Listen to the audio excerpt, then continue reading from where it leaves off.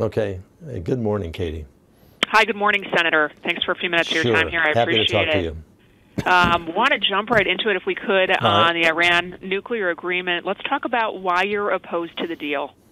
I think it's a fatally flawed agreement. I have read over every word. I've talked to experts. I'm on the Senate Intelligence Committee. I've gotten classified information as to where we are.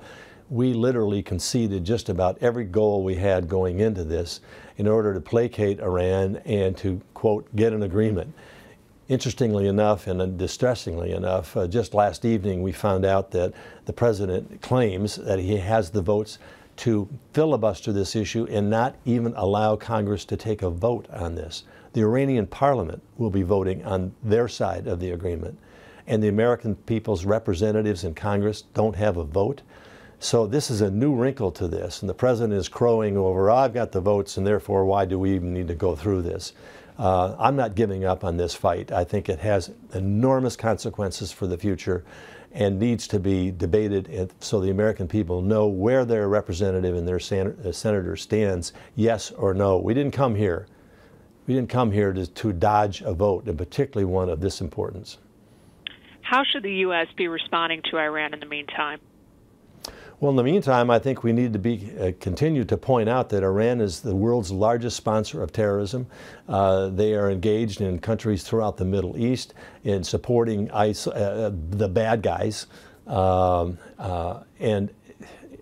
they've had 37 years under this supreme leadership, this Ayatollah. It continues to chant, even after the agreement, death to America and extinction of Israel. That ought to tell us something about their violation of promises to the UN. And then when you look at the agreement and what we've conceded, they're cheering on the streets of Tehran while we're trying to make a case here on a fatally flawed agreement, in my opinion. I know the president has said to Republicans, okay, if you don't like this agreement, come to me with an alternative. What do you think is that alternative needed to stop those ambitions? You can't come to the president with anything that he'll agree with. I've negotiated directly with him on debt deficit. You can even give him what he said he wanted earlier, and he'll say, no, I don't want that anymore. Nevertheless, we have presented all kinds of options. Let's just take inspections. Anytime, anywhere, they promised.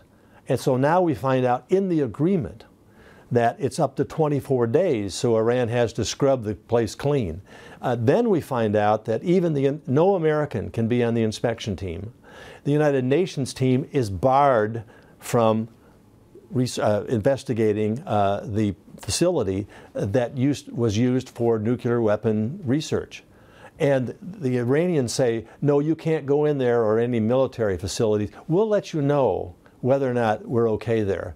That's the same as saying, the Colts saying to the Patriots saying, no, we'll let Tom Brady decide whether or not the footballs were deflated, and we'll let you know, and you'll just have to accept that. It's ludicrous. That alone should prevent anybody from saying, I like this agreement and I'm going to vote for it. I know former Senator Richard Lugar has argued that rejecting the deal would undermine the U.S.'s position internationally. How do you feel about his statements? That position has been undermined by this president already.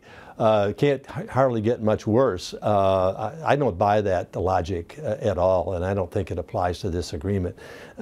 We conceded just about everything, and I mentioned just the inspections. I can name many, many, many others. But Iran is not a nation you can trust. They are trumpeting their victory over us because the president and his Secretary of State just wanted a deal at any price. Peace at any price does not ultimately lead to peace. It leads to more death, more suffering, more blood, more treasure lost if you don't address something now. We've been through that in the previous century. History shows us, none other than the concession at Munich and before World War II, that simply giving the adversary what they want doesn't change their behavior. Senator, last question for you on a different topic. Will you endorse Eric Holcomb for the U.S. Senate seat? I've announced that I'm not going to endorse. I have not made that a final. He served wonderfully for me and for Mitch Daniels for 10 years. I couldn't ask for a better state director. He knows the state almost better than I do. Everywhere I went, people would say, hi, Eric. Hi, Eric. I say, hey, I'm the senator, in jest. So he's going to mount a really aggressive campaign here. But right now we have other people in there that have qualifications to run, and I think it's for the people of Indiana basically to decide who they want their next senator to be. Senator Coates, we appreciate your time. Thank you very much. You're more than welcome. Thank you. Okay, take care.